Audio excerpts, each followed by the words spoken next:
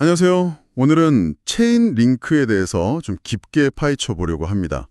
자료들을 쭉 보니까 이 블록체인이 현실 세계 데이터를 어떻게 쓰는지, 특히 체인 링크가 여기서 어떤 역할을 하는지가 핵심이더라고요. 네, 맞습니다. 체인 링크의 데이터 피드 기능이라든지 또 VRF라고 부르는 그 무작위성 기능, 그리고 스테이킹 시스템까지 이게 사실 디파이나 NFT 같은 분야에서 왜 중요한 기반 기술인지 그걸 좀 자세히 들여다볼 겁니다. 네. 오늘 이걸 통해서 체인 링크가 왜 중요한지, 그 역할이 뭔지 좀 명확하게 이해하는 시간이 됐으면 좋겠네요. 네, 그렇게 되도록 한번 쉽게 풀어보겠습니다. 좋습니다. 그럼 바로 그 유명한 오라클 문제부터 시작해 볼까요? 블록체인 혼자서는 외부 정보를 알 수가 없다. 이런 기본적인 한계. 이게 문제의 시작이죠. 그렇죠. 블록체인은 기본적으로 그냥 독립된 잠부 시스템 같은 거라서요. 외부 세상에서 일어나는 예를 들어 실시간 가격 정보나 날씨 아니면 스포츠 경기 결과 이런 걸 스스로는 알 방법이 전혀 없어요. 아, 네. 여기서 이제 오라클이라는 게 등장하는 거죠. 외부 세계와 블록체인을 이어주는 일종의 다리라고 보시면 됩니다. 근데 그 오라클이 만약 하나라면 그게 잘못된 정보를 주거나 공격받으면 큰일 나겠네요. 체인링크는 이걸 어떻게 해결하는 거죠? 바로 그 지점 때문에 체인링크는 탈중앙화 방식을 씁니다. 탈중앙화요? 네, 여러 명의 서로 독립적인 노드 운영자들이 각자 데이터를 가져와요. 그리고 이걸 네트워크 차원에서 검증하고 집계하는 거죠.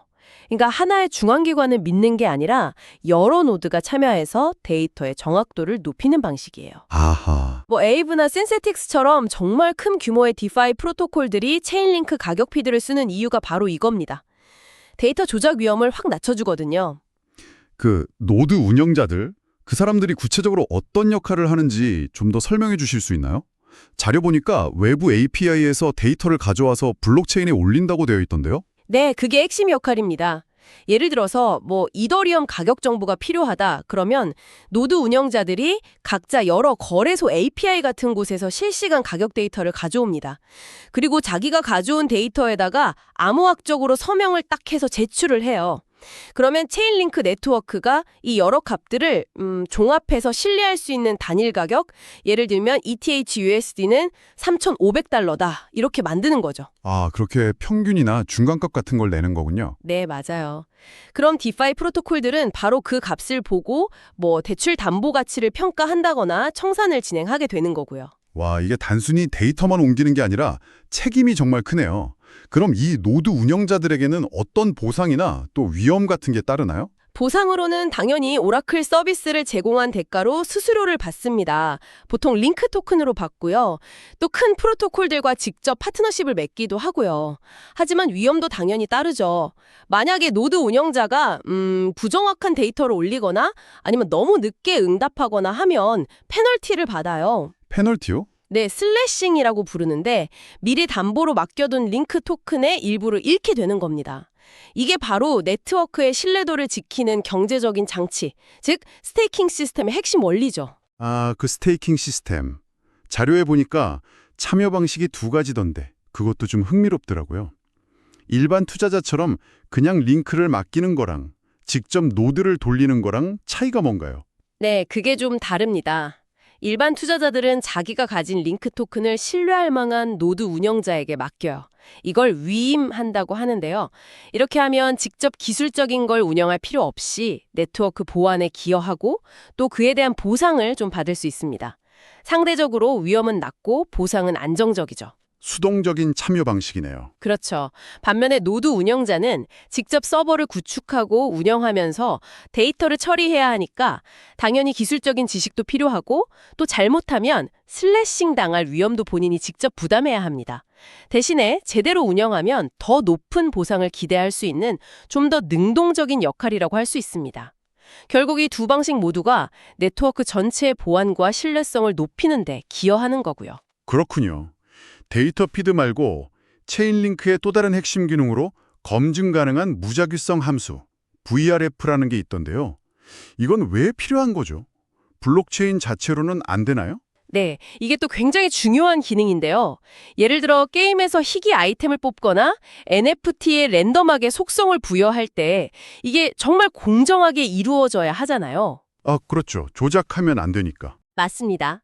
근데 블록체인 위에서 예측 불가능하고 누구도 조작할 수 없는 진짜 난수를 만드는 게 생각보다 어려워요.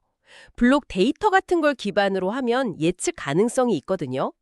체인링크 VRF는 이 문제를 해결하기 위해 오프체인, 그러니까 블록체인 바깥에서 암호학적으로 안전한 난수를 먼저 만들어요. 그리고 중요한 건 이 난수가 정말 공정하게 생성되었다는 증명, 프로프를 함께 온체인에 스마트 계약으로 보낸다는 겁니다. 아, 증명까지 같이 보낸다. 네, 그럼 스마트 계약은 그 증명을 보고 아, 이 난수는 믿을 수 있구나 하고 검증할 수 있는 거죠. 조작이 불가능하다는 걸 보장받는 셈입니다. 와, 그러니까 VRF 덕분에 게임 개발자나 NFT 프로젝트들이 우리 시스템 공정해요 라고 확실하게 증명할 수 있게 되는 거군요. 이거 진짜 게임이나 NFT 쪽에서는 거의 필수겠는데요. 바로 그렇습니다. VRF는 그래서 온체인에서 공정성이 중요한 거의 모든 곳에 쓰인다고 보시면 돼요. 디지털 복권 추첨이라든지 말씀하신 게임 아이템 분배, 어떤 커뮤니티 활동의 참여자 선정 같은 데까지도요. 당연히 이 VRF 서비스를 이용하려면 링크 토큰으로 수수료를 내야 하고요. 네, 종합해보면 체인링크는 결국 이 탈중앙화된 노드 네트워크를 통해서 믿을 수 있는 외부 데이터를 블록체인 안으로 가져오고 또 스테이킹으로는 그 과정의 보안을 단단히 하고 VRF로는 공정한 무작위성까지 제공하고 이야, 이거 정말 블록체인 생태계에 없어서는 안 될 핵심 인프라네요. 네, 정확하게 보셨습니다. 링크 토큰은 이 모든 걸 가능하게 하는 윤활유 또는 연료 역할을 하는 거고요. 체인링크가 단순한 기록 시스템을 넘어서 블록체인이 진짜 현실 세계랑 상호작용하면서 더 복잡하고 쓸모있는 서비스를 만들 수 있게 해주는 아주 중요한 다리 역할을 하는 거군요. 맞습니다. 특히 디파이나 NFT 쪽에서는 정말 빼놓을 수 없는 그런 기반 기술이라고 할 수 있죠. 오늘 덕분에 체인링크의 역할과 중요성, 그리고 그 구성 요소들이 어떻게 돌아가는지 아주 명확하게 이해했습니다. 자, 그럼 마지막으로 저희 청취자분들이 한 번쯤 고민해볼 만한 그런 질문을 던지면서 마무리하는 건 어떨까요? 좋습니다. 지금 체인링크가 외부 데이터, 그러니까 API에 의존하고 있다는 점을 저희가 이야기했잖아요. 자료에서도 나왔듯이 이 API 자체가 문제가 생기거나 응답이 느려질 가능성은 여전히 남아있는, 잠재적인 위험 요소입니다. 네, 그렇죠. 근본적인 의존성이니까. 네. 그렇다면 여기서 한 발 더 나아가서 이런 외부 API 의존성을 좀 줄이거나 아니면 오라클 데이터 자체의 검증 속도나 안정성을 더 높일 수 있는 그런 다음 단계의 혁신은 과연 어떤 모습일까? 이걸 한번 상상해 보시는 것도 재미있을 것 같습니다. 앞으로 체인링크나 혹은 다른 오라클 솔루션들이 풀어가야 할 중요한 숙제일 수 있겠네요.